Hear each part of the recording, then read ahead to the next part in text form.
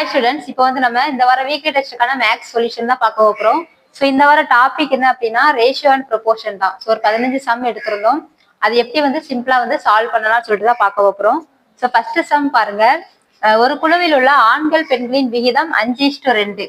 அந்த குழுவில் இருந்து 6 ஆண்கள் 6 பெண்கள் வெளியேறினால் அந்த விகிதம் வந்து 8:3 என மாறுகிறது எனில் ஆரம்பத்தில் இருந்த மொத்த உறுப்பினர்களின் எண்ணிக்கை என்ன அப்படின்னு சொல்லிட்டு கேட்டிருக்காங்க. ஸோ ரொம்ப சிம்பிளா தான் கேட்டிருக்காங்க. ஸோ நம்மளுக்கு வந்து மேல் அதுக்கப்புறம் ஃபீமேல் இப்படி எடுத்துக்கலாம். ஆண்களோட விகிதம் வந்து 5, பெண்களோட விகிதம் வந்து 2. ஸோ 5:2 கொடுத்துருக்காங்க. நம்ம இடத்துல என்ன எடுப்போம், நம்பரா எடுக்கும் போது எக்ஸ் போட்டு எடுப்போம். ஸோ ஃபர்ஸ்ட் ஸ்டெப் இதுதான். ஸோ ஃபர்ஸ்ட் ஆரம்பத்துல இருந்தது 5x ஆண்கள் இருக்காங்க, 2x வந்து பெண்கள் வந்து இருக்காங்க. இப்ப ரெண்டாவது கண்டிஷன் என்ன கொடுத்துருக்காங்கன்னா மொத்தம் 5x பேர் இருக்கிறாங்க, இதுல இருந்து ஒரு 6 பேர் என்ன செஞ்சுட்டாங்க, வெளியேறிட்டாங்க. இப்ப அதே மாதிரிதான் பெண்கள் 2x இருக்காங்க, இதுலயும் எத்தனை பேர் வெளியேறிட்டாங்க, 6 பேர் வந்து வெளியேறிட்டாங்க. இப்போ இது ஒரு கண்டிஷன் கொடுத்துட்டு வெளியேறினதுக்கு அப்புறம் அது ஒரு ரேஷியோவா மாறுது, அந்த ரேஷியோட வேல்யூ வந்து கொடுத்துருக்காங்க. அப்ப என்ன அர்த்தம், 5x - 6க்கும் 2x - 6க்கும் உள்ள விகிதம் வந்து என்ன கொடுத்துருக்காங்கன்னா 8:3. ஸோ ஃபர்ஸ்ட் நம்ம என்ன பண்ணிருக்கோம், 5:2 வந்து இனிஷியலா இருந்தவோடைய எண்ணிக்கை கொடுத்துருக்காங்க. ஸோ 5x 2xன்னு எடுத்துட்டோம். 6 பேர் வந்து வெளியேறாங்க, அப்படின்னா நம்ம 6 பேரை கம்மி பண்ணணும். ஸோ 6 கழிக்கணும். அதனால 5x - 6, இங்க என்ன வரும், 2x - 6. இதுக்கு கண்டிஷன் என்ன கொடுத்துருக்காங்க, அந்த வெளியேறினதுக்கு அப்புறம் உள்ள எண்ணிக்கை வந்து ஒரு ரேஷியோ ஃபார்ம் பண்ணுதுன்னு கொடுத்துருக்காங்க. ஸோ அதனால நம்ம ரேஷியோ போட்டிருக்கோம். அதோட வேல்யூ வந்து 8:3. இப்போ நம்மளுக்கு தெரியும். ஸோ என்ன ஃபர்ஸ்ட் லாஸ்ட் மல்டிப்ளை பண்ணுவோம், நடுவில் உள்ள ரெண்டையும் மல்டிப்ளை பண்ணுவோம். ஸோ மல்டிப்ளை பண்ணிட்டு எக்ஸோட வேல்யூ கண்டுபிடிப்போம், அவ்வளவுதான். ஸோ அதை மல்டிப்ளை பண்ணலாமா. ஸோ இப்போ 3 × 5x - 6 = 8 × 2x - 6. ஸோ இப்போ உள்ள மல்டிப்ளை பண்ணா 15x - 18. ஸோ இங்க வந்து 16x 48. ஸோ நம்பர்லாம் ஒரு சைடு, எக்ஸ் எல்லாம் ஒரு சைடு குரூப் பண்ணிக்கலாம். ஸோ 16x அப்படியே அங்க இருக்கட்டும். நம்ம 15x மூவ் பண்ணி சப்ட்ராக்ட் பண்ணும்போது எக்ஸ் கிடைக்கும். ஸோ 48 இந்த பக்கம் வந்துச்சுன்னா நம்மளுக்கு 30. ஸோ ரெண்டே கழிச்சா ஆன்சர் வந்து 30. இப்போ நம்மளுக்கு எக்ஸோட வேல்யூ 30 கிடைச்சிட்டா. இப்போ என்ன கேட்டிருக்காங்க, ஆரம்பத்துல இருந்த மொத்த உறுப்பினர்களின் எண்ணிக்கை. ஸோ ஆண்கள் 5x இருக்காங்க, பெண்கள் வந்து 2x. அப்போ டோட்டலா எத்தனை எக்ஸ் வருது, 7x தான் மொத்த உறுப்பினர்களினுடைய எண்ணிக்கை. இப்போ நமக்கு எக்ஸோட வேல்யூ என்ன கண்டுபிடிச்சிருக்கோம், 30. ஸோ இதை சப்ஸ்டிட் பண்ணும்போது 7 × 30 ஆன்சர் வந்து 210. ஸோ இந்த மாதிரி ஈஸியா வந்து சால்வ் பண்ணிடலாம். ரெண்டாவது சம் பாருங்க. எக்ஸ் என்ற தொகையானது ABCD ஆகிய 4 நபர்களுக்கு இடையே 1/5:1/2:1/3:1/4 என்ற விகிதத்தில் பகிரப்படுகிறது. A மற்றும் C-யின் பங்குகளுக்கு இடையான வித்தியாசம் வந்து 560 அப்படின்னா மொத்த தொகை என்ன அப்படின்னு சொல்லிட்டு கேட்டிருக்காங்க. ஸோ நார்மலாவே அந்த ரேஷியோ கொடுத்துருப்பாங்க. அந்த ரேஷியோ வந்து நம்மளுக்கு நார்மலா முழு எண்களா இருந்துச்சுன்னா எந்த பிரச்சனையுமே கிடையாது, நம்ம ஈஸியா சால்வ் பண்ணிடலாம். ஆனா இப்ப என்ன கொடுத்துருக்காங்க, 1/5, 1/2, 1/3, 1/4 இந்த மாதிரி ரேஷியோ கொடுத்துருக்காங்க. ஸோ பின்னத்துல ரேஷியோ கொடுத்துருந்தா நம்ம என்ன பண்ணுவோம், முழு எண்ணா மாத்துவோம். அதுக்கு என்ன பண்ணுவோம், எல்சிஎம் கண்டுபிடிச்சிட்டு எல்சிஎம்மால மல்டிப்ளை பண்ணும்போது அது முழு எண்ணா மாறிடும். ஸோ இதுதான் கான்செப்ட். இப்போ நம்ம எழுதிக்கலாம் ABCD. ஸோ 4 பேர்த்தோடைய கரஸ்பாண்டிங் ரேஷியோ நம்ம எழுதிட்டோம். அடுத்த ஸ்டெப் என்னன்னா, நம்ம பின்னமா கொடுத்துருக்காங்க, அதை முழு நம்பரா மாத்தணும். அதுக்காக எல்சிஎம் கண்டுபிடிக்கணும். ஸோ 5, 2, 3, 4க்குலாம் வந்து எல்சிஎம் கண்டுபிடிச்சிங்க அப்படின்னா 60 வரும். ஸோ இப்போ எல்சிஎம் 60 கண்டுபிடிச்சதுக்கு அப்புறம் என்ன பண்ணணும், எல்சிஎம்மால மல்டிப்ளை பண்ணணும். ஸோ ஃபர்ஸ்ட் பார்ட் வந்து 1/5, அதை வந்து 60ஆல மல்டிப்ளை பண்ணுங்க. அதே மாதிரி செகண்ட் பார்ட் வந்து 1/2, அதையும் 60ஆல மல்டிப்ளை பண்ணிக்கலாம். தேர்ட் பார்ட் 1/3, அதை 60ஆல மல்டிப்ளை பண்ணணும். அடுத்து 1/4, அதை வந்து 60ஆல மல்டிப்ளை பண்ணணும். ஸோ இப்போ மல்டிப்ளை பண்ணா இங்க வந்து 12, இங்க வந்து 30, இங்க வந்து 20, இங்க வந்து 15. அப்புறம் நமக்கு என்ன ரேஷியோ மாறிட்டு 12:30:20:15. இப்போ இதுல காமன் டைம் இருந்துச்சுன்னா நம்ம கேன்சல் பண்ணிக்கலாம், காமன் டைம் இல்லை. ஸோ இதுதான் வந்து இதனுடைய கரஸ்பாண்டிங் சமான விகிதம் அப்படின்னு வந்து சொல்லலாம். ஸோ இந்த விகிதத்தை நம்ம இப்படி மாத்தி வச்சிருக்கோம். இப்போ நம்மளுக்கு கண்டிஷன், அப்போ நம்மளுக்கு நார்மலா ஒரு ரேஷியோ ஃபார்மேட்டுக்கு மாறிட்டு அடுத்து எக்ஸ்போர்ட் எழுதும்போது நம்ம என்ன பண்ணுவோம், இதோடைய வேல்யூ வந்து 12x, இதோட வேல்யூ 30x, இதோட வேல்யூ 20x, இதோட வேல்யூ 15x. ஸோ ஃபர்ஸ்ட் ஸ்டெப்ல இருந்து இது கண்டுபிடிச்சாச்சு. இப்போ ரெண்டாவது கண்டிஷன் என்ன கொடுத்துருக்காங்கன்னு பாக்குறோம். A மற்றும் C-யின் பங்குகளுக்கு இடையான வித்தியாசம் வந்து 560 ரூபான்னு கொடுத்துருக்காங்க. அப்ப ஏயோடைய ஷேர் எவ்வளவு, 12x தான். நம்ம என்ன 1/5 நம்ம மாத்திட்டோம். லாஸ்ட்ல நம்ம சப்ஸ்டிட் பண்றதாகட்டும், கணக்கு எடுத்து பண்றதாகட்டும், நம்ம இந்த இதுல இருந்து தான் நம்ம என்ன செய்யணும், எடுத்து பண்ணணும். ஸோ அப்ப ஏயோடைய ஷேர் வந்து 12x. அதுக்கப்புறம் C, A மற்றும் C-யினுடைய பங்குகள் தானே. அப்ப C-யோட ஷேர் எவ்வளவு, 20x. இந்த ரெண்டுக்கும் உள்ள வித்தியாசம் வந்து என்ன கொடுத்துருக்காங்க 560. ஸோ வித்தியாசம் தான். அப்ப நம்ம பெரிய நம்பர்ல இருந்து சின்ன நம்பரை கழிச்சுக்கலாம். மைனஸ் பிளஸ் எல்லாம் இதெல்லாம் பார்க்க வேண்டிய அவசியம் கிடையாது. அப்ப 20க்கும் 12க்கும் உள்ள வித்தியாசம் எவ்வளவு 8x. அப்ப 8x is equal to 560. அப்ப எக்ஸோட வேல்யூ வந்து என்ன வரும் 70. அப்ப x is equal to 70. அப்ப என்ன கேட்டிருக்காங்க மொத்த தொகை. அப்ப எக்ஸோடைய வேல்யூ என்னன்னு கேட்டிருக்காங்க. அப்ப நம்மளுக்கு மொத்தமா சேர்த்தா அப்ப மொத்தம் எத்தனை எக்ஸ் வருதுன்னு பாருங்க. ஸோ அப்போ 12x plus 30x plus 20x plus 15x. So அப்போ இதுல ஆட் பண்ணும்போது 50, 65, 77 வரும். ஸோ இப்போ 77x is equal to கண்டுபிடிக்கணும். அப்போ 77 இன்டு எக்ஸோட வேல்யூ வந்து 7. ஸோ 49 மீதி 4 49 53. ஸோ 5390 தான் இதனுடைய ஆன்சர். ஸோ இந்த மொத்த தொகை அப்படின்னா டோட்டலா ஆட் பண்ணிட்டு எக்ஸோட வேல்யூ சப்ஸ்டிட் பண்ணணும் போது நமக்கு மொத்த தொகை வந்து கிடைச்சிடும். ஏன்னா இதுக்கு முன்னாடி எல்லாம் ஒரு அமௌண்ட் கொடுத்துட்டு அதை பிரிக்கிறாங்க அப்படின்னு கொடுத்துருப்போம். அப்பமா எப்படி எடுப்போம்னா பிளஸ் போட்டுட்டு ஈக்குவல் டு அந்த மொத்த தொகைன்னு போட்டிருப்போம். ஆனா இங்க மொத்த தொகையை கேட்டிருக்காங்க. அப்ப நம்ம என்ன பண்ணணும் எல்லாத்தையும் ஆட் பண்ணிட்டு எக்ஸோட வேல்யூ சப்ஸ்டிட் பண்ணணும் அப்படின்னா அதுதான் வந்து மொத்த தொகையோட ஆன்சர். சரி அடுத்த சம் பாருங்க. 3 எண்கள் 2:3:5 என்ற விகிதத்தில் உள்ளன. அந்த எண்களின் வர்க்கங்களின் கூடுதல் 342 எனில் அந்த 3 எண்களின் கூடுதல் என்ன அப்படின்னு சொல்லிட்டு கேட்டிருக்காங்க. ஸோ ஃபர்ஸ்ட் 3 நம்பர் கொடுத்துருக்காங்க. 2:3:5 அப்படிங்கிற ரேஷியோல இருக்குது. இப்ப நம்ம அடுத்த ஸ்டெப் என்ன பண்ணுவோம் நம்பரா மாத்தும் போது 2x 3x 5x இது மாத்திட்டோம். இப்ப இதுக்கு கண்டிஷன் என்ன கொடுத்துருக்காங்க அப்படின்னா அந்த 3 எண்களினுடைய வர்க்கங்களின் கூடுதல். வர்க்கம்னா என்னது ஸ்கொயர் வேல்யூ. அப்ப இதனுடைய ஸ்கொயர் வேல்யூனா என்ன வரும் 2x ஸ்கொயர். இதோடைய வேல்யூ வந்து 3x ஸ்கொயர். இதோட வேல்யூ வந்து இது. அப்ப எல்லாத்தையும் ஆட் பண்ணீங்க அப்படின்னா என்ன கொடுத்துருக்காங்க 342. ஸோ அப்ப இதை வந்து ஃபர்ஸ்ட் ஸ்கொயர் பண்ணிக்கலாம். அப்போ 4x ஸ்கொயர். இந்த ஸ்கொயர் வந்து இதுக்கும் உண்டு இதுக்கும் உண்டு. ஸோ ரெண்டுக்குமே தனித்தனியா ஸ்கொயர் போடணும். So 4x square. இங்க வந்து என்ன வரும் 9x square plus 25 x square equal to 342. இப்போ எல்லாத்தையும் ஆட் பண்ணலாமா. ஸோ அப்போ என்ன வரும் 25 34 38 x square equal to 342. So அப்போ 38ஆல கேன்சல் பண்ணுவோம். 2ஆல இப்படி நம்ம சின்ன சின்ன நம்பர்லாம் போட்டு பண்ணலாம். ஸோ இப்போ இதை பண்ணீங்க அப்படின்னா 9 வரும். சரி 9. அப்போ x ஸ்கொயர் ஈக்குவல் டு 9னா எக்ஸோட வேல்யூ என்னது 3. ஸோ அப்போ எக்ஸோட வேல்யூ 3. இப்போ நம்மளுக்கு என்ன கேட்டிருக்காங்க அந்த 3 எண்களின் கூடுதல் என்ன அப்படின்னு கேட்டிருக்காங்க. அப்போ 3 எண்கள் நம்ம என்ன எடுத்திருக்கோம் 2x 3x 5x. அப்ப இதனுடைய கூடுதல் என்ன மொத்த வேல்யூ என்னன்னு கேட்டிருக்காங்க. அப்ப நம்மளுக்கு ஆட் பண்ண என்ன வரும் 10x. 10x ஓட வேல்யூ கண்டுபிடிக்கணும். 10 இன்டு எக்ஸோட வேல்யூ 3. ஸோ இப்போ ஆன்சர் என்ன வருது 30. ஸோ இந்த மாதிரி போட்டீங்க அப்படின்னா உங்களுக்கு கரெக்டா ஆன்சர் வந்திருக்கும். ஸோ அடுத்த சம் பாருங்க. a/b = 4:5 c/b = 7:6 அப்படின்னா a/b/c ஓட வேல்யூ கேட்டிருக்காங்க. இது நம்மளுக்கு நல்ல ஈஸியான மாடல் தான். ஸோ a/b ஓட வேல்யூ 4:5ன்னு கொடுத்துருக்காங்க. இந்த இடத்துல என்ன கொடுத்துருக்காங்கன்னா c/bன்னு கொடுத்துருக்காங்க. ஏன்னா நம்ம வந்து கிளாஸ்ல பிராக்டிஸ் பண்ணும்போது b/c அப்படின்னே ப்ரொனவுன்ஸ் பண்ணி பழகிருப்போம். அப்ப ஒருவேளை கொடுத்துருந்தாங்க c/bன்னு கொடுத்தா கூட நம்ம எப்படி எடுக்கணும் b/cன்னு தான் எடுக்கணும். ஸோ b/cன்னு எடுக்கும்போது நமக்கு என்ன செய்யும் இன்டர்சேஞ்ச் ஆகும். அப்ப 6:7. ஸோ இதை மாத்தி வச்சுட்டு பண்ணும்போது தான் நமக்கு கரெக்டான ஆன்சர் வந்து கிடைக்கும். ஸோ அதுக்கப்புறம் நம்மளுக்கு ஸ்டெப் தெரியும். ஏபிசின்னு போட்டுக்கலாம். ஃபர்ஸ்ட் ஏயோட வேல்யூ 4 பியோட வேல்யூ 5. அப்ப இது எம்டியா இருக்கும். அப்ப இங்க என்ன நம்பர் வருதோ அதே தான் நம்ம இந்த இடத்துல போடுவோம். அதுக்கப்புறம் b/c வந்து 6:7. அப்ப 6 இங்க போட்டுக்கலாம் 7 இங்க போட்டுக்கலாம். அப்ப இந்த இடம் நம்மளுக்கு எம்டியா இருக்கும். ஸோ இந்த நம்பரை நம்ம இப்படி இங்க வந்து போட்டுக்குவோம். ஸோ இப்ப என்ன பண்ணுவோம் காமன் டைம் இருக்கான்னு பார்ப்போம். இதுல எதுவுமே காமன் டைம் இல்லை. ஸோ அப்படியே வந்து மல்டிப்ளை பண்ணிக்கலாம். ஸோ இதுல வந்து 24 இங்க வந்து 30 35. இப்ப ஆன்சர் என்னது 24 30 35. ஸோ 24 30 35 தான் ஆன்சர். இங்க அதை வந்து நம்ம மாத்தி எடுத்தோம் அப்படின்னா நம்மளுக்கு என்ன செய்யும் தப்பா தான் வந்து ஆன்சர் வந்து வந்திருக்கும். ஸோ அதனால எப்பவுமே அந்த ஆர்டர் வந்து கரெக்டா இருக்கா அப்படின்னு சொல்லிட்டு மட்டும் செக் பண்ணிக்கோங்க. அடுத்த சம் பாருங்க. ஒரு பெட்டியில் உள்ள 3 விதமான நிறங்களில் உள்ள பேனாக்களின் மொத்த எண்ணிக்கை வந்து 91.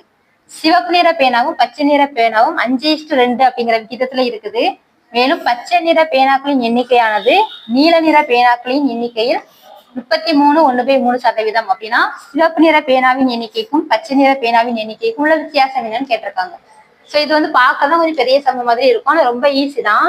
ஃபர்ஸ்ட் அவங்க ஒரு ரேஷியோ கொடுத்துருக்காங்க. என்ன ரேஷியோ கொடுத்துருக்காங்க சிவப்பு நிற பேனாவுக்கும், அப்ப ரெட் கலர் பேனாவுக்கும் கிரீன் கலர் பேனாவுக்கும் உள்ள வித்தியாசம், அதாவது விகிதம் வந்து 5:2, அப்போ 5:2. அப்ப இதை நம்பரா மாத்தும் போது என்ன பண்ணிருக்கோம், 5x 2xன்னு எழுதி வச்சுப்போம். ஸோ இது வந்து இந்த ரேஷியோ கொடுத்ததுல இருந்து ஃபர்ஸ்ட் பாயிண்ட் எழுதி வச்சிருக்கேன். அதுக்கப்புறம் என்ன கொடுத்துருக்காங்க, ரெண்டாவது பாங்க, இது நம்ம லாஸ்ட்ல 91 வந்து நம்ம லாஸ்ட்ல எடுத்துக்கலாம். இப்ப ரெண்டாவது மூணாவது ஸ்டேட்மெண்ட், பச்சை நிற பேனாக்களின் எண்ணிக்கை. பச்சை நிற பேனாக்கள் என்னது, கிரீன் தானே, கிரீன் எடுத்துக்கலாம்.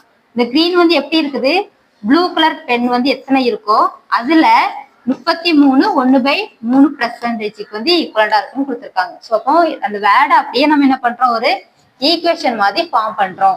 ஸோ அப்ப இதுல வந்து எப்படி இருக்கட்டும், இப்ப இதை நீங்க மட்டும் கலப்பு பின்னத்தை தகா பின்னமா மாத்திக்கலாம். ஸோ 100/3ன்னு வரும். பி இன்ட்டு 100/3% வரும். அடுத்தாக்குல பெர்சன்டேஜோட வேல்யூ என்னது, பை 100 போடும். 1/100 தான் பெர்சன்டேஜோட வேல்யூ. அப்ப இதுல என்ன வரும், 1/100 போட்டீங்க அப்படின்னா நம்பரா மாறிட்டு இங்குள்ள 100 இங்குள்ள 100 கேன்சல் ஆயிரும். நம்மளுக்கு என்ன கிடைக்குது, G = B/3. இப்ப நம்மளுக்கு ஜியோட வேல்யூ என்னது, 2x. ஏன்னா நம்ம எல்லாத்தையுமே என்ன பண்ணுவோம், இன் டர்ம்ஸ் ஆஃப் எக்ஸ்ல தான் எடுத்துப்போம். ஸோ ஜியோட வேல்யூ நம்ம எப்படி எடுத்திருக்கோம், 2xன்னு எடுத்திருக்கோம். அப்ப இந்த இடத்துல நான் என்ன பண்ணலாம், ஜியோட வேல்யூ சப்ஸ்டிட் பண்ணலாமா. அப்ப 2x = B/3. அப்போ பியோட வேல்யூ என்ன கிடைக்குது, 6x. இப்போ இதுல வந்து ஆரோட வேல்யூ 5x, ஜியோட வேல்யூ 2x. இப்போ ப்ளூ கலரு அதையும் நம்ம கண்டுபிடிச்சிட்டோம், 6x. அவ்வளவுதான். அப்ப நம்மளுக்கு எல்லாமே இன் டர்ம்ஸ் ஆஃப் எக்ஸ்ல வந்துட்டு, அப்ப இந்த காமன் ரேஷியோ எப்படி இருக்குன்னா 5:2:6 அப்படிங்கிற ரேஷியோல வந்து இருக்குதுன்னு அர்த்தம். அப்ப நம்மளுக்கு இப்ப 91 என்ன கொடுத்துருக்காங்க, எல்லாத்தையும் ஆட் பண்ணாங்கன்னா 91. அப்ப எல்லாத்தையும் என்ன வரும், 5x 2x 6x, இது எல்லாத்தையும் ஆட் பண்ணா 91. அப்ப ஆட் பண்ணுங்க, 13x = 91. ஸோ அப்ப எக்ஸோட வேல்யூ என்ன கிடைக்கும், 7. So x = 7. இப்ப நம்மளுக்கு என்ன கேட்டிருக்காங்கன்னா, சிவப்பு நிற பேனாவின் எண்ணிக்கைக்கும் பச்சை நிற பேனாவின் எண்ணிக்கைக்கும் உள்ள வித்தியாசம். அப்ப சிவப்பு பெண் எவ்வளவு இருக்குது, 5x இருக்குது. பச்சை பெண் எவ்வளவு இருக்குது, 2x. ரெண்டுக்குள்ள வித்தியாசம் எத்தனை x, 3x தான். இப்ப எக்ஸோட வேல்யூ நம்ம கண்டுபிடிச்சிட்டோமா, 7ன்னு சப்ஸ்டிட் பண்ணுங்க, 21. ஸோ இப்ப ஆன்சர் வந்து 21. இந்த மாதிரி கொஞ்சம் அண்டர்ஸ்டாண்ட் பண்ணி போட்டீங்க அப்படின்னா உங்களுக்கு வந்து கேர்லெஸ் மிஸ்டேக்கும் வராது, ஈஸியாகவும் இருக்கும். எப்பவுமே பேராகிராஃபா கொஸ்டின் கொடுத்துருக்காங்க அப்படின்னா ஃபர்ஸ்ட் வந்து கொடுத்துருக்கக்கூடிய கொஸ்டின்ஸ்ல உள்ள ஸ்டேட்மெண்ட்டை ஒரு ஈக்குவேஷன் மாதிரி நம்ம கன்வெர்ட் பண்ணணும். அதை மட்டும் மைண்ட்ல வச்சுக்கோங்க. ஃபர்ஸ்ட் என்ன கொடுத்துருக்காங்கன்னா 3 பேனாக்கள் கொடுத்துருக்காங்க. அது 2 தான் ரேஷியோ கொடுத்துருக்காங்க. ரெட்டுக்கும் கிரீனுக்கும் மட்டும்தான் ரேஷியோ கொடுத்துருக்காங்க, ப்ளூவுக்கு கொடுக்கல. அப்போ ப்ளூவுக்கு அவங்க இன்டைரக்டா ஒரு க்ளூ கொடுத்துருக்காங்க. என்ன கொடுத்துருக்காங்கன்னா, பச்சை நிற பேனாக்களின் எண்ணிக்கை இந்த நீல நிற பேனாக்களின் எண்ணிக்கையில் 33 1/3%. 33 1/3னா 100/3%. அப்போ 100/3 பர்சன்டேஜோட வேல்யூ என்னது, 1/100. அப்போ கேன்சல் பண்ணும்போது 1/3. அப்ப என்ன அர்த்தம், பச்சை நிற பேனா வந்து ப்ளூ கலர் எத்தனை இருக்கோ அதுல 1/3 இருக்கு, அதுதான் அர்த்தம். அப்போ G = B × 1/3. அப்போ G = B/3ன்னு வரும். அதுக்கப்புறம் ஜியோட வேல்யூ தெரியும் 2x, அதை சப்ஸ்டிட் பண்ணும்போது 2x = B/3. அப்போ பியோட வேல்யூ நம்ம கண்டுபிடிச்சிட்டோமா 6x. அப்ப நம்மளுக்கு எல்லாரோடைய வேல்யூவும் தெரிஞ்சிட்டு, அப்ப ஆருக்கு 5x, ஜிக்கு 2x, பிக்கு வந்து 6x. இப்போ வந்து மொத்த எண்ணிக்கை 91ன்னு கொடுத்துட்டாங்க. அப்ப அதை வச்சு நம்ம என்ன கண்டுபிடிச்சிருக்கோம், எக்ஸ் கண்டுபிடிச்சிருக்கோம். அதுக்கப்புறம் நம்மளுக்கு என்ன கேட்டிருக்காங்களோ அதுக்கு தகுந்த மாதிரி எடுத்துட்டு அதை சப்ட்ராக்ட் பண்ணிட்டு எக்ஸோட வேல்யூ சப்ஸ்டிட் பண்ணி ஆன்சர் வந்து கண்டுபிடிச்சிருக்கோம். ஸோ இந்த சம் வந்து இவ்வளவுதான்.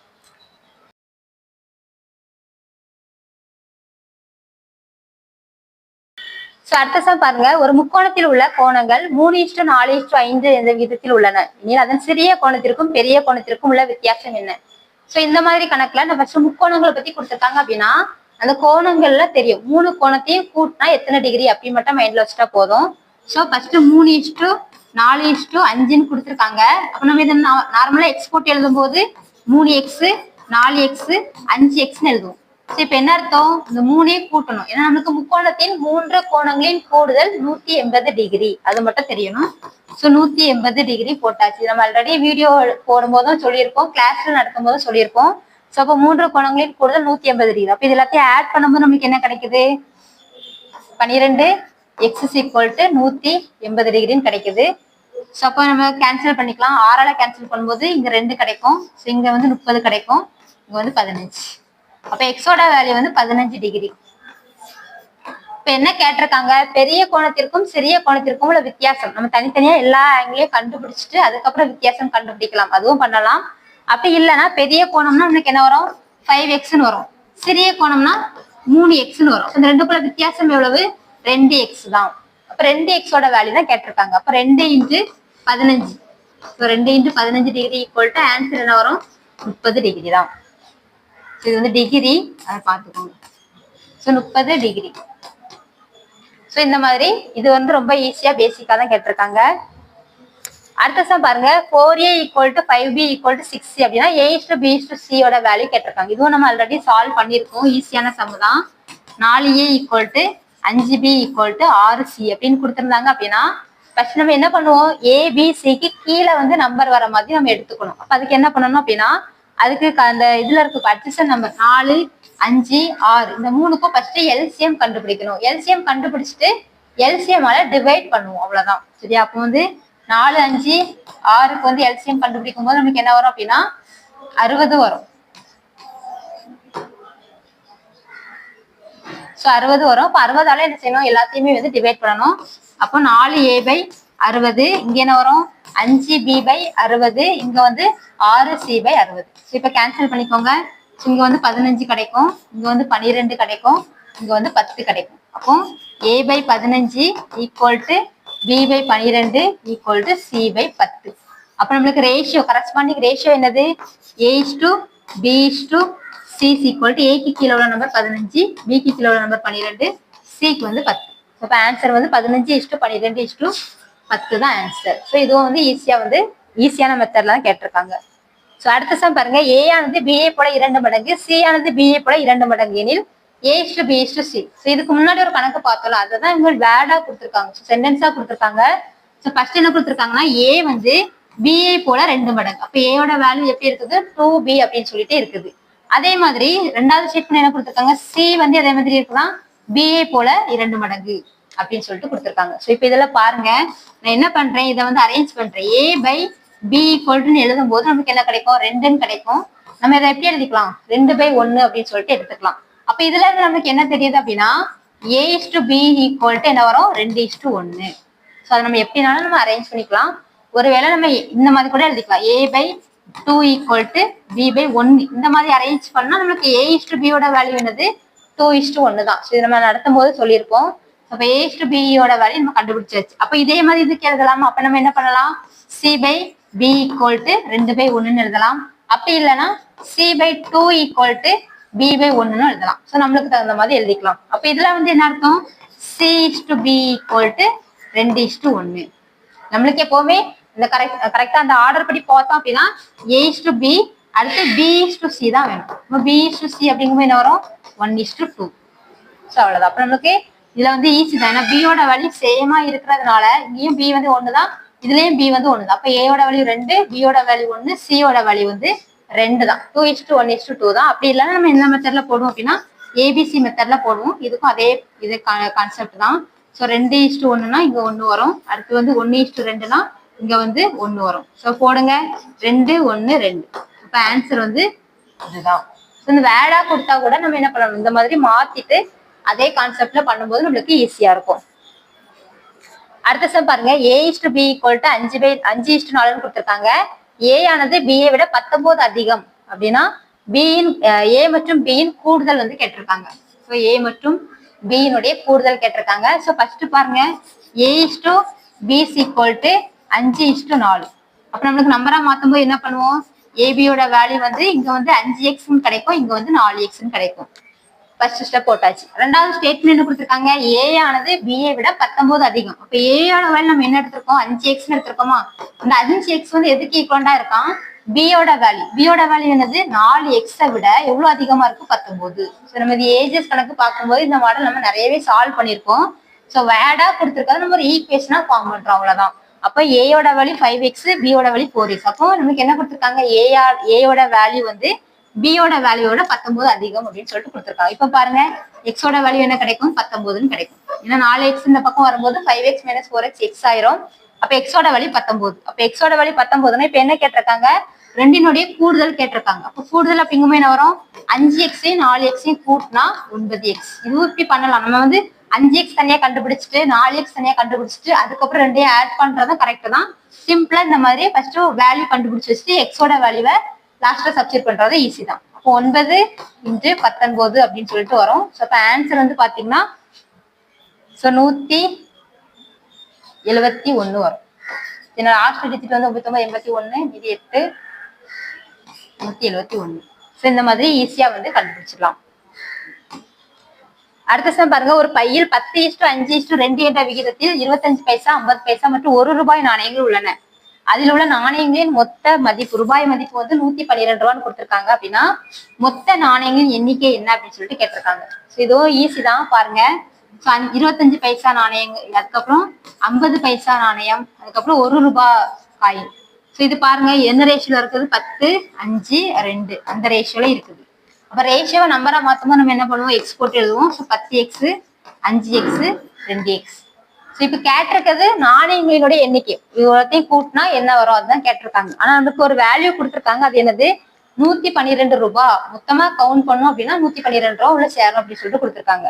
இப்ப இது வந்து நாணயங்களினுடைய எண்ணிக்கை. 10x அளவுக்கு என்னது இருக்குது, 25 பைசா நாணயம் இருக்குது. 5x அளவுக்கு இதோட மதிப்பு இருக்கு. அப்ப நம்ம இதை ஃபர்ஸ்ட் என்ன பண்ணணும், ரூபாய் மதிப்பா மாத்தணும். அப்போ பாருங்க எக்ஸாம்பிளுக்கு இப்போ 10 25 பைசா இருக்குன்னு வச்சுக்கோமே, 10 25 பைசா இருக்குது அப்படின்னா நம்மளுக்கு அதோடைய வேல்யூ வந்து நம்மளுக்கு என்ன வரும், அந்த ரூபாயா மாத்தும் போது ஒண்ணு வந்து 250 பைசா அப்படின்னு சொல்லுவோம். அப்படி இல்லைன்னா ₹2.50 அந்த மாதிரி சொல்லுவோம். அதே கான்செப்ட் தான். ஸோ ரூபாய் மதிப்பு பாருங்க. அப்ப நான் என்ன பண்றேன், இதோடைய டோட்டல் வேல்யூவை பாத்துக்கிறேன். அப்போ 10x இந்த 25 பைசா, அப்ப இதனுடைய வேல்யூ வந்து 250x பைசா. அப்ப ஃபர்ஸ்ட் அதோடைய கரஸ்பாண்டிங் வேல்யூ வந்து நான் கண்டுபிடிக்கிறேன். அதனால 25ஆல மல்டிப்ளை பண்ணும்போது 10 காயின், ஒருவேளை எக்ஸாம்பிளுக்கு 10 காயின் இருந்தாலும் அது எவ்வளவு 25 எவ்வளவு ரூபாயா மாறும் அப்படின்னா ₹2 மாறும். ₹2.50. அதை நம்ம இதுல எழுதியிருக்கோம். அதே மாதிரி 5x போடும்போது 5x அளவுக்கு எத்தனை பைசா, எவ்வளவு 50 பைசா. அப்போ மொத்த பைசாங்கும் போது மொத்த எண்ணிக்கையும் மொத்த பைசாவையும் மல்டிப்ளை பண்ணுவோம். ஸோ அப்ப நம்மளுக்கு என்ன வரும், இதுலயும் 250x பைசான்னு தான் வருது. ஒரு இங்க வந்து நம்மளுக்கு ரூபாய் தான். அப்ப 2x அளவுக்கு ₹1 இருக்குது. ஸோ ₹1 மல்டிப்ளை பண்ணும்போது என்ன வரும், 2x ரூபாய். இப்ப பாருங்க இது பைசால இருக்கு, இது பைசா இருக்கு, இது வந்து ரூபால இருக்கு. அப்ப நம்ம என்ன பண்ணணும், எல்லாத்தையும் ஒரே டேர்முக்கா மாத்தணும். மாத்திட்டு ஆட் பண்றது வந்து ஈஸி. ஸோ அப்ப நான் என்ன பண்றேன் அப்படின்னா, இப்ப இதுல வந்து நம்ம என்ன பண்றோம் அப்படின்னா, பைசா இப்போ வந்து நார்மலா வந்து 25 பைசா தானே, மல்டிப்ளை பண்ணிட்டோம். பைசாவை ரூபாயா மாத்துறது ஈஸி. அப்படி இல்லைன்னா நம்ம என்ன பண்ணோம், ரூபாயை வந்து பைசாவா மாத்தணும். நம்ம எதுனாலும் பண்ணிக்கலாம். நான் என்ன பண்றேன், ரூபாயை வந்து பைசாவா மாத்திக்கிறேன். அப்ப இது அப்படியே இருக்கட்டும். அப்ப இதுல வந்து 250x பைசா, இதுலயும் 250x பைசா, ₹1 100 பைசா. அப்ப இதுல என்ன வரும், 200x பைசா. ஸோ இப்ப எந்த இதுவும் அமௌண்ட், இதுவும் அமௌண்ட், இதுவும் அமௌண்ட், இந்த 3 அமௌண்ட்டையும் கூட்டினா அது எவ்வளவு, ₹112. இப்ப நமக்கு லாஸ்ட் அதுல என்னவா இருக்கு, ரூபாயா தான் இருக்கு. நம்ம லாஸ்ட் அதையும் பைசாவா மாத்திக்கலாம். இல்லாட்டா நீங்க ஃபர்ஸ்ட் என்ன பண்ணணும், இதையும் ரூபாயா மாத்தணும், இதையும் ரூபாயா மாத்தணும். ரூபாயா மாத்திட்டு அதுக்கப்புறமா நம்ம பண்ணலாம். சரி, எல்லாமே ஒண்ணுதான். ஸோ இப்ப இதுல வந்து பாத்தீங்க அப்படின்னா 250 500 700 பைசா. இப்போ 700x பைசாவோட வேல்யூ தான் ₹112. அதுக்கப்புறம் ரூபாயை பைசாவை மாத்தமா நம்ம என்ன பண்ணுவோம், 100ஆல மல்டிப்ளை பண்ணுவோம். ஸோ அப்ப இதுல வந்து 2 0 கேன்சல் ஆயிரும். ஸோ 7ஆல கேன்சல் பண்ணும்போது ஸோ எக்ஸோட வேல்யூ வந்து 16. இப்போ எக்ஸோட வேல்யூ 16 அப்படின்னா நம்மளுக்கு எத்தனை காயின்ஸ், ஃபர்ஸ்ட் 25 பைசா காயின் எவ்வளவு இருக்குது, 10x இருக்குது, இது 5x இருக்குது, இது 4x இருக்கு. அப்போ மொத்த கூடுதல் தான் கேட்டிருக்காங்க. ஸோ 15 17 எக்ஸோட வேல்யூ தான் கேட்டிருக்காங்க. அப்போ 17 × 16. ஸோ அப்போ இதுக்கு வந்து ஆன்சர் வந்து மல்டிப்ளை பண்ணி பார்த்தோம் அப்படின்னா ஸோ 272. ஸோ அதை மட்டும் நோட் பண்ணிக்கோங்க. இந்த கணக்கு வந்து இந்த மாடல தான் பண்ணணும். அப்ப என்ன கொடுத்துருக்காங்கன்னா பைசா எண்ணிக்கையை கொடுத்துருக்காங்க, எண்ணிக்கையோட விகிதம் தான் கொடுத்துருக்காங்க. மதிப்பு நம்மளுக்கு தெரியாது. அதனால ஃபர்ஸ்ட் என்ன பண்ணணும், மதிப்பு கண்டுபிடிச்சு வச்சுக்கணும். ரூபாயா மாத்துறதா இருந்தா ரூபாயா மாத்துக்கலாம், இல்லைன்னா பைசாவை மாத்துறதா இருந்தா வச்சுக்கலாம், பைசாவை மாத்திக்கலாம். மொத்தமா ஆட் பண்ணும்போது ₹112 நமக்கு சேரும். சரியா, அதுதான் கணக்கு கொடுத்துருக்காங்க. இந்த மாதிரி கொஞ்சம் பொறுமையா பண்ணியிருந்தீங்க அப்படின்னா உங்களுக்கு வந்து கரெக்டா வந்து ஆன்சர் வந்து வந்திருக்கும். சோ அடுத்த சம் பாருங்க, 1664 மூன்றாவது விகித சமன் என்ன அப்படின்னு சொல்லிட்டு கேட்டிருக்காங்க. அதாவது தேர்ட் ப்ரொபோர்ஷனல் ரேஷியோ என்னன்னு கேட்டிருக்காங்க. சோ நமக்கு ஈஸி தான். சோ 16 2 நம்பர் கொடுத்துருக்காங்க. அப்ப நம்ம என்ன ஃபார்மட்ல எடுப்போம் அப்படின்னா A/B = B/C இந்த ஃபார்மட்ல தான் நம்ம எடுப்போம். விகித சமம் அப்படிங்கிற கான்செப்ட தான் சால்வ் பண்ணுவோம். சோ இப்போ இது Aன்னு எடுத்துக்கலாம், இது வந்து Bன்னு எடுத்துக்கலாம். அதுல அப்படியே சப்ஸ்டிட் பண்ணுங்க. Aயோட வேல்யூ 16, Bயோட வேல்யூ 64. அப்ப இதுலயே நமக்கு என்ன வரும், 64 வரும். இங்க வந்து C. சோ அப்ப நம்ம என்ன பண்ணுவோம், நம்மளுக்கு விகித சமம் அப்படிங்கிறதுனால ஃபர்ஸ்டே லாஸ்டே மல்டிப்ளை பண்ணுவோம், நடுவுல உள்ள ரெண்டையும் மல்டிப்ளை பண்ணுவோம். சோ அப்ப 16 × C = 64 × 64 சொல்லிட்டு கிடைக்கும். ஸோ 16க்கு 4 தான் வந்து 64. இப்போ சியோட வேல்யூ வந்து 16,256. இப்போ ஆன்சர் வந்து இந்த மாதிரி தான் நம்ம சால்வ் பண்ணியிருப்போம். இதுவும் நம்மளுக்கு பேசிக்கா ஈஸியா தான் கேட்டிருக்காங்க. ஸோ ஆன்சர் வந்து 256.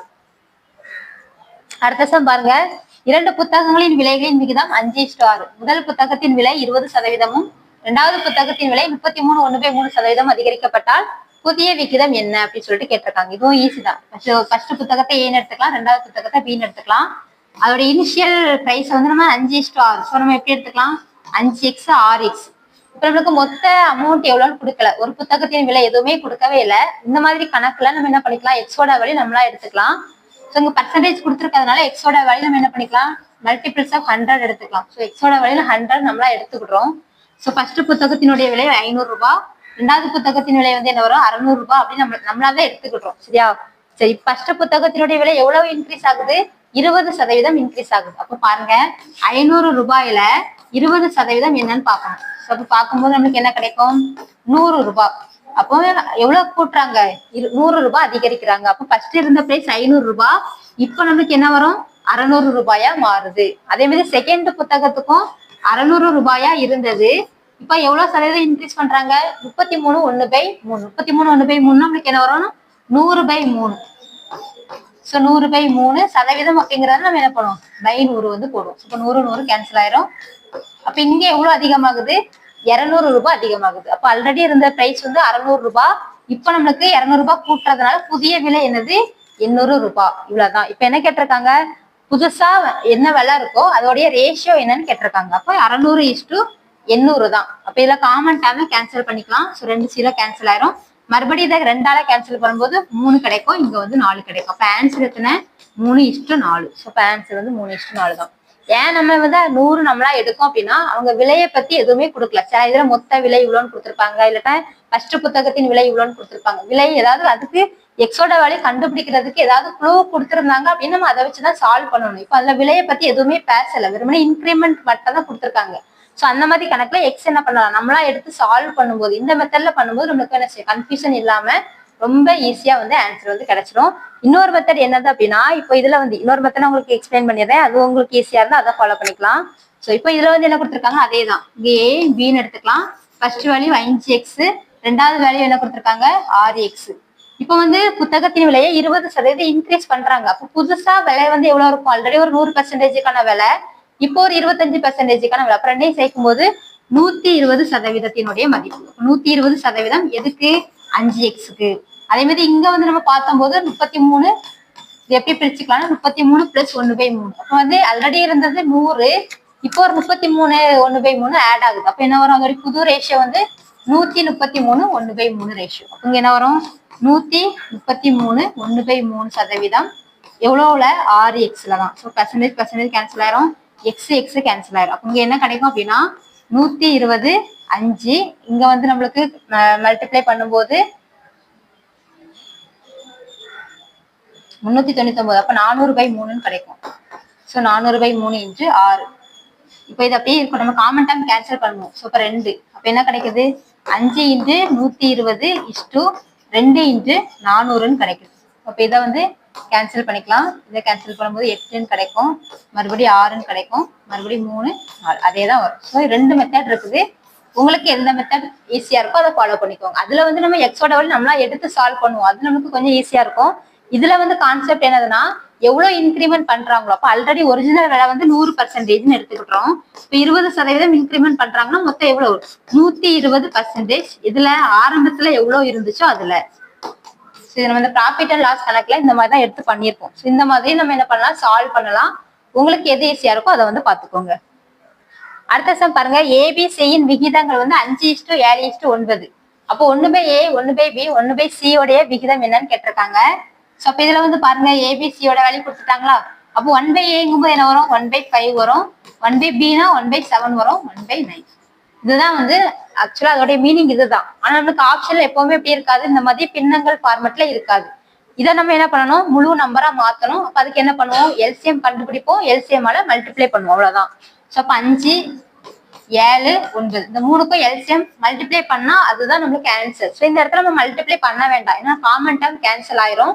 அதனால அதை அப்படியே எடுத்துக்கலாம். இப்போ இதான் எல்சிஎம்ங்கிறத இதுவாவே வச்சுக்கிடுறேன். அப்ப ஃபர்ஸ்ட் பார்ட் என்ன வரும், 5/, இது. இப்ப எல்சிஎமோட வேல்யூ வேணும் 5, 7, 9. அதே மாதிரி செகண்ட் பார்ட் வந்து 1/7, எல்சிஎம் வந்து 5, 7, 9. மூணாவது பார்ட் 1/9, எல்சிஎம் வந்து 5, 7, 9. இல்ல நீங்க மல்டிப்ளை பண்ணிட்டு அதுக்கப்புறம் கேன்சல் பண்ணனாலும் பண்ணலாம். அதனால கொஞ்சம் லாங் ப்ராசஸ் தான் போகும். இது வந்து உங்களுக்கு ஷார்ட்டா ஆன்சர் முடிஞ்சிடும். இப்போ போய் கேன்சல் பண்ணிருந்தா காமெண்டா மட்டும். இப்போ ஆன்சர் என்ன வரும் அப்படின்னா இங்க வந்து 63, 45, 35. ஸோ இப்போ 63:45:35 தான் ஆன்சர். ஸோ இந்த மாதிரி கொஞ்சம் கேர்ஃபுல்லா பண்ணுங்க. ஏன்னா பெரிய நம்பர் வரும்போது நம்ம மல்டிப்ளை பண்ணிட்டு இருக்கிறத விட இந்த மாதிரி சப்ஸ்டிட் பண்ணும்போது எப்படினாலும் அது கேன்சல் ஆகும். ஏன்னா நம்ம இதுக்கு முன்னாடி பார்த்ததுல கண்டிப்பா கேன்சல் ஆயிரும். அப்ப கேன்சல் ஆகிற டைம் கேன்சல் ஆனா மீதி உள்ள நம்பரை மல்டிப்ளை பண்ணி போடுறது ரொம்ப ஈஸியா இருக்கும். அடுத்த சம் பாருங்க, A/B கொடுத்துருக்காங்க, B/C கொடுத்துருக்காங்க, C/D கொடுத்துருக்காங்க, A/B/CD கேட்டிருக்காங்க. அதுவும் ரொம்ப ஈஸி தான். அப்போ A, B, C, D போட்டுக்கலாம். எல்லாமே கரெக்டா ஆர்டர்ல தான் கொடுத்துருக்காங்க. அப்ப AB-யோட வேல்யூ 4:5. அப்ப 4, 5 இந்த இடத்துல என்ன போடுவோம், 5 தான் போடுவோம். BC-யோட வேல்யூ 8, 9. அப்ப 8, 9னா இங்க வந்து 8 போடணும், இங்க வந்து 9 போடணும். CD வந்து 6, 7னா இங்க 6, இங்க வந்து 6. ஸோ இப்போ இதுல வந்து காமன் டைம் இருக்கா அப்படின்னு சொல்லிட்டு பாக்குறோம். ஸோ நாலுக்குமே காமன் டைம் இருந்தா மட்டும்தான் அதுல கேன்சல் பண்ண முடியும். இதுல வந்து பாத்தீங்க அப்படின்னா காமன் டைம் இருக்கு. ஏன்னா இது வந்து இங்க 3 இருக்குது, இதுலயும் 3 இருக்குது, இதுலயும் 3 இருக்குது, 3 இருக்கும். ஃபர்ஸ்ட் என்ன பண்ணிக்கலாம், 3ஆல எல்லாத்தையும் நம்ம கேன்சல் பண்ணிக்கலாம். ஏன் அப்படின்னா நம்ம கேன்சல் பண்ணிட்டு மல்டிப்ளை பண்றது ஈஸியா இருக்கும். சரி, அப்ப இதை 3ஆல கேன்சல் பண்ணும்போது இங்க 2 கிடைக்கும். இதை 3ஆல கேன்சல் பண்ணும்போது இங்க 2 கிடைக்கும். இங்க வந்து 3 ஆகும், இங்க வந்து 3 ஆகும். இதுக்கப்புறம் நம்மளுக்கு காமன் டைம் வந்து இல்ல. ஸோ இதுதான். இப்போ இதை மல்டிப்ளை பண்ணலாமா? ஸோ நம்மளுக்கு 32, 64. 64 வரும். இதுல வந்து 80. 64, 80. இதுல வந்து 18, 90.